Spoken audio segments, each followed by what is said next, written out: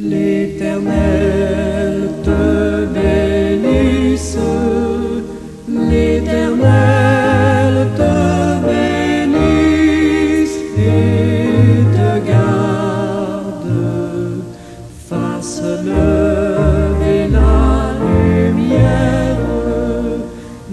lumière de sa face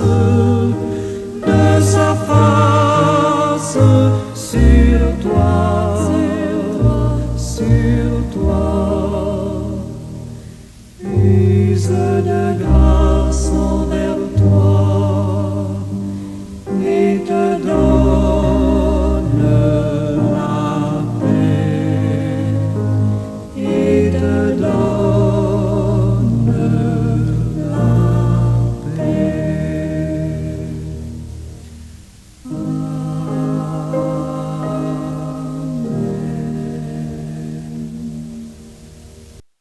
Seigneur éternel, Dieu Tout-Puissant, nous voici devant toi une autre fois, au lever du jour, à l'aube même de ce jour nouveau. Nous voulons, ô Dieu, te remercier de tout notre cœur pour cette grâce que tu nous as faite euh, d'avoir Jésus-Christ comme Sauveur et Seigneur. Merci parce que nous ne sommes pas suffisamment sages pour courir vers lui. Mais toi, dans ta grâce, tu as tout mis en œuvre. Tu l'as rendu possible pour les quelques millions que nous sommes sur la terre. Merci Seigneur pour cela. Merci pour cette merveilleuse grâce. Cette grâce ainsi précieuse, ce don qui nous vient des cieux. Merci Seigneur. Merci Papa. Permets au pauvre peuple que nous sommes de tourner nos yeux vers Jésus pour regarder sa merveilleuse face. Les attraits du monde alors s'évanouiront à l'éclat de sa gloire et de sa grâce. Fais en sorte, ô Dieu, que nous mettons tout ce qui est nôtre à lui donner l'honneur et la gloire, parce qu'il le mérite bien. Il le mérite au prix de son sang versé, au prix du coup de lance reçu dans son côté en dernier lieu. Merci Seigneur. Merci Papa de faire monter au cœur des humains, de tous les humains, ce désir de reconnaître ton Fils unique bien-aimé en lui et de l'adorer en esprit et en vérité comme, ô Dieu, nous devons adorer toi, le Dieu suprême et grand, le Dieu trois fois saint, existant en Père, Fils, Esprit Saint. Merci Papa, béni soit ton beau nom. En Jésus nous te prions. Amen.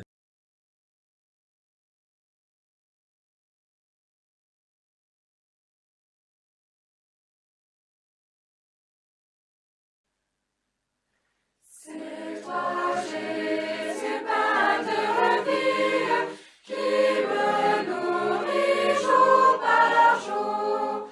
Manne céleste et bénie, c'est ton merveilleux amour. Pain de vie, don du ciel toujours nouveau.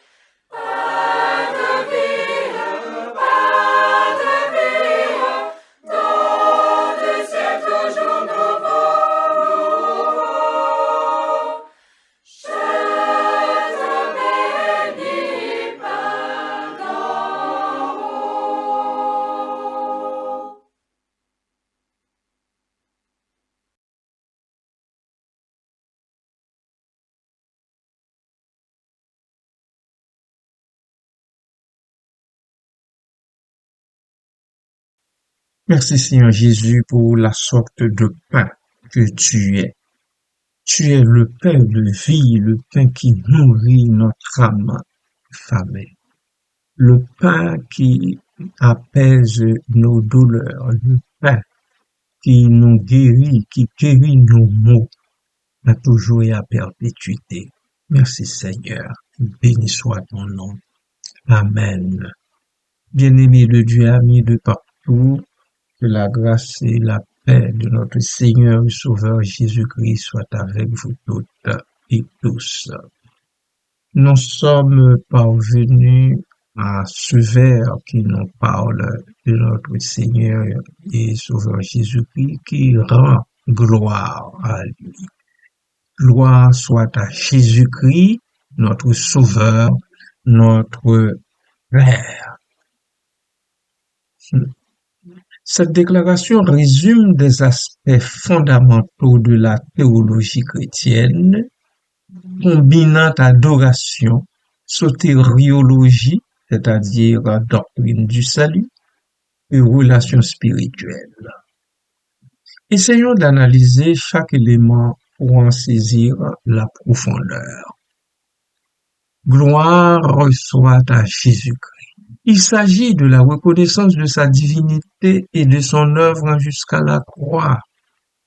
La gloire attribuée à Jésus-Christ fait référence à sa nature divine, à sa suprématie éternelle et à son rôle central dans le plan de salut. Qu'entend-on par nature divine? Jésus est décrit comme l'image du Dieu invisible. Paul le dit en Colossiens chapitre 1er verset 15, il est l'image du Dieu invisible, le premier-né de toute la création.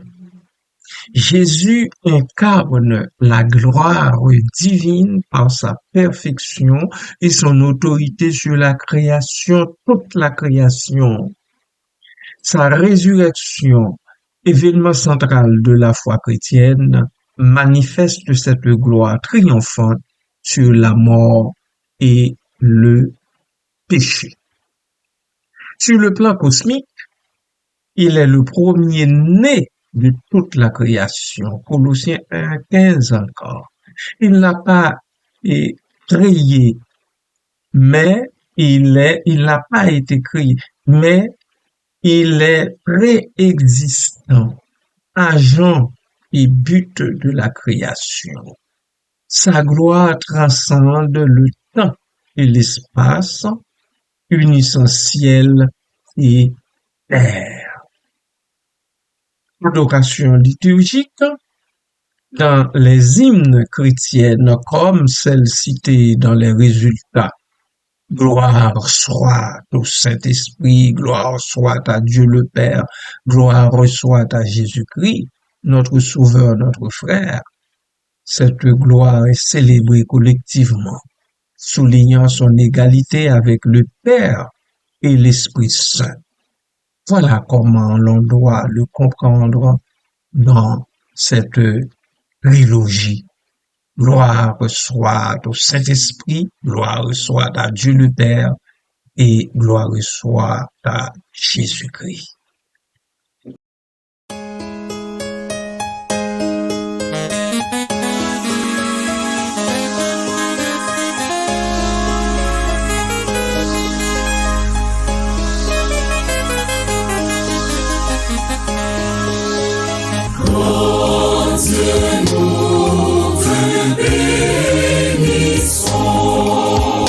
Nous célébrons tes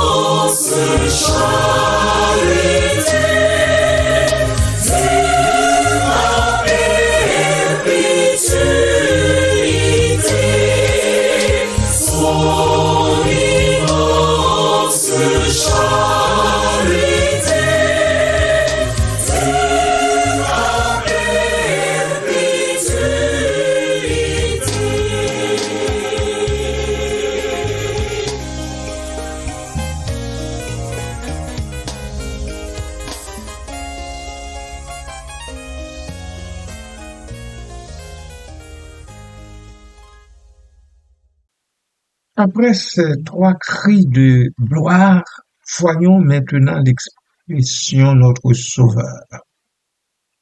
Notre rédemption passe par son sacrifice et sa résurrection. Le titre de Sauveur renvoie à la mission salvifique de Jésus qui accomplit par sa mort expiatoire et sa victoire sur la mort. Sacrifice expiatoire, Jésus a offert sa vie en rançon pour les péchés de l'humanité, réconciliant les hommes avec Dieu. Jean 3,16 encore une fois monte sur la scène. Ce sacrifice, décrit comme un acte d'amour inconditionnel, est le fondement même du pardon et de la vie éternelle. Quant à la résurrection et la justification, bien sûr, par son sang, par sa résurrection, Jésus a validé sa divinité et offert une espérance concrète aux croyants. Ainsi, l'apôtre dira, si Christ n'est pas ressuscité, votre foi est vaine. 1 Corinthiens chapitre 15, verset 17. Cette victoire ouvre la voie à la glorification des saints, des sanctifiés, bien entendu, qui seront transformés à son image. Ça donne accès au royaume de gloire. Selon les enseignements des Écritures, notamment dans la doctrine et l'alliance, le salut permet aux fidèles d'héritiers du royaume céleste, terrestre et céleste, selon leur conversion et leur obéissance. Je reprends ma dernière phrase. Selon les enseignements des Écritures, les Saintes Écritures, bien entendu, notamment dans Doctrine et Alliance, le salut permet aux fidèles d'hériter du royaume céleste, terrestre et céleste, selon leur conversion et leur obéissance. Dans une autre capsule, je reviendrai sur le royaume céleste particulièrement. Amen.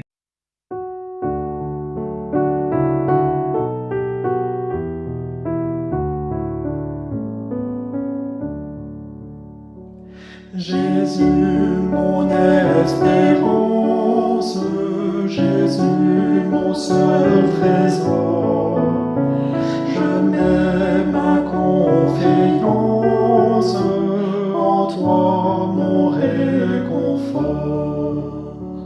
De toi me vient la vie, de toi descend la paix, en toi joie infinie, je vis pour jamais.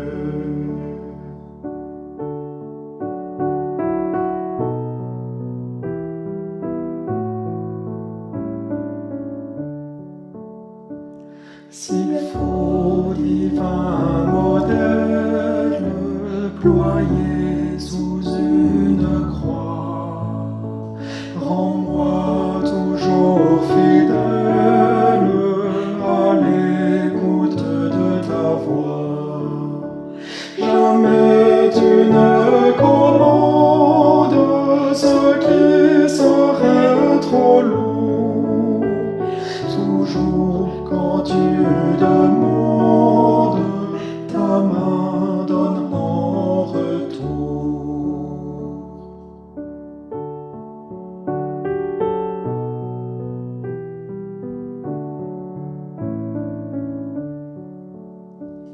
Je veux dans ta lumière marcher le cœur joyeux, montant de la poussière vers toi dans les hauts cieux.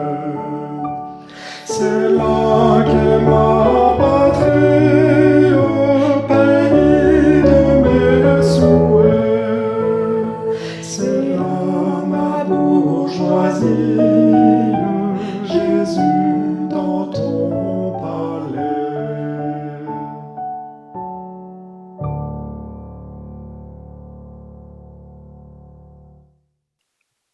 Jésus est notre frère. Son sacrifice engendre la relation filiale et l'adoption spirituelle. L'appellation frère souligne l'humanité de Jésus et la proximité qu'il établit avec nous, les croyants.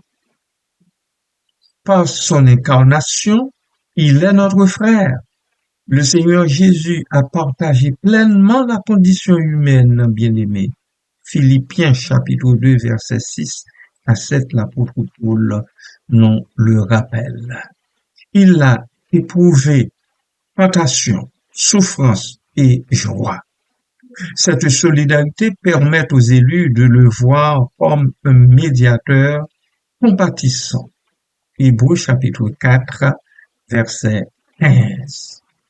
Il y a la notion de famille spirituelle aussi. Jésus redéfinit la notion de famille en déclarant « Quiconque fait la volonté de Dieu, celui-là est mon frère, ma sœur. » Marc chapitre 3, verset 35. Cette relation ne dépend pas des liens terrestres, mais de l'engagement à suivre sa parole. Il y a l'idée d'exaltation et d'héritage commun. Selon la théologie paulinienne, les croyants exaltés partagent une relation éternelle avec Jésus. Ils deviennent héritiers de Dieu et co-héritiers de Christ, selon Romains chapitre 8, verset 16. Donc, co-héritiers de la gloire céleste grâce aux alliances sacrées comme le mariage au temple. La synthèse théologique souligne l'unité de la gloire, du salut et de la fraternité. Cette phrase condense 3 dimensions interconnectées. Premièrement, l'adoration. Là-dedans, on reconnaît la gloire de Jésus. C'est accepter sa souveraineté divine et participer à la louange universelle. Selon Apocalypse chapitre 5, versets 12 et 13. Deuxièmement, le salut.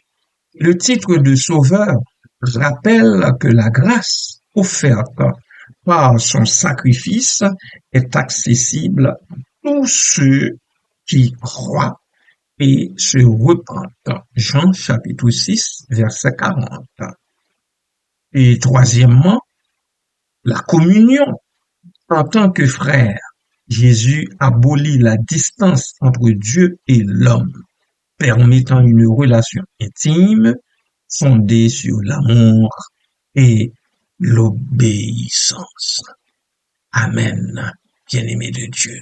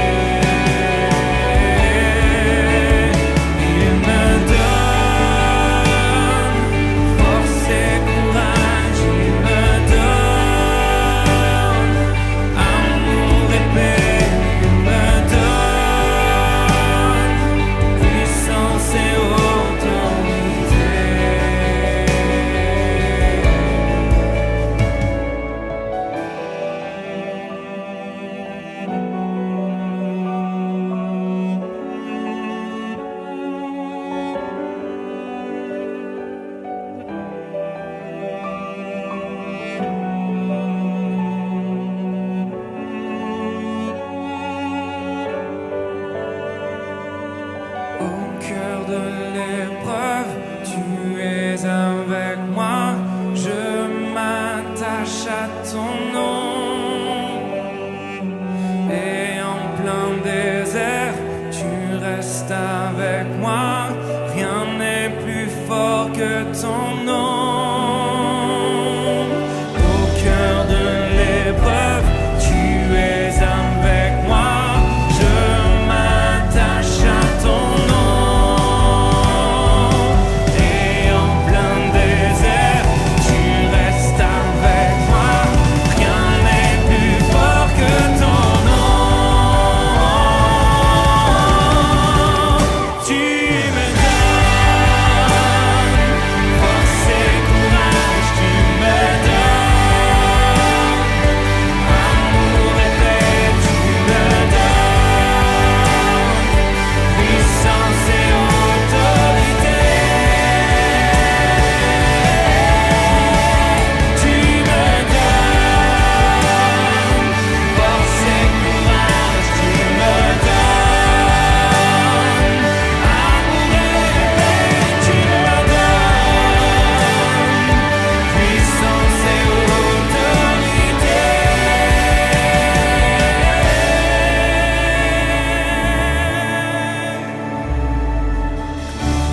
Ton nom, gloire à ton merveilleux nom, Jésus.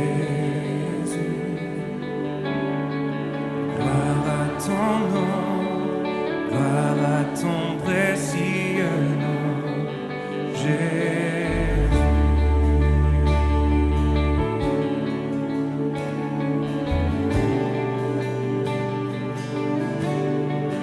Gloire à ton nom. Oh, gloire à ton nom. Gloire à ton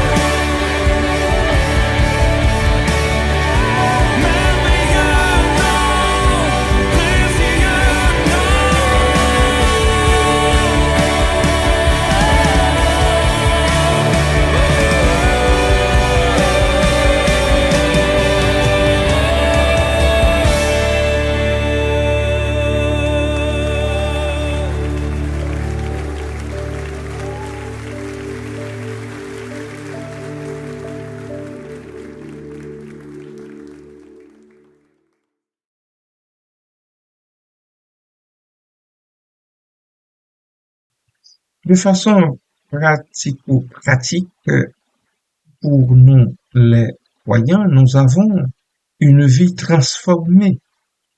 La reconnaissance de Jésus comme sauveur et frère appelle à une vie sacrifiée, marquée par l'imitation de son amour et de son humilité. Jean chapitre 13, verset 15.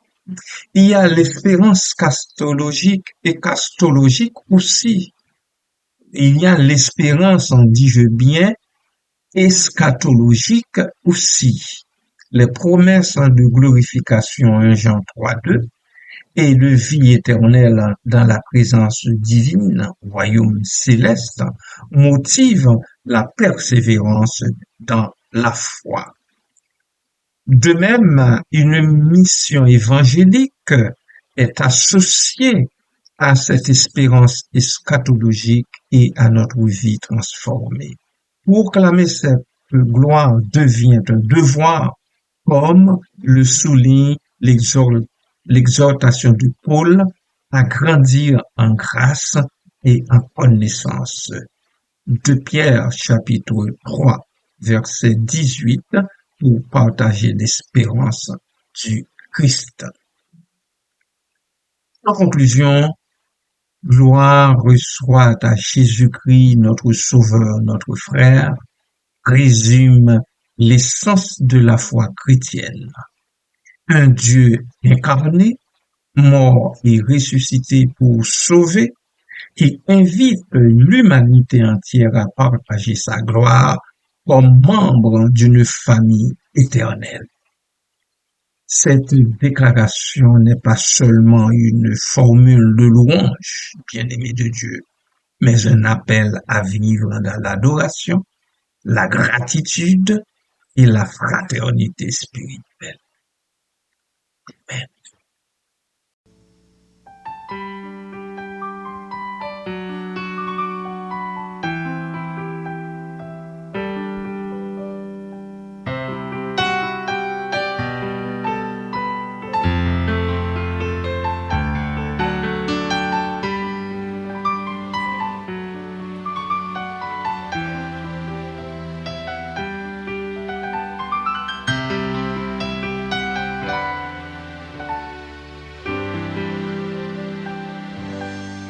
Je donne gloire,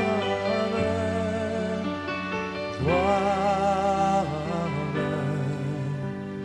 gloire à l'agneau. Je donne gloire, gloire, gloire à l'agneau. Je veux te dire que je t'aime, mon Seigneur, mon Jésus.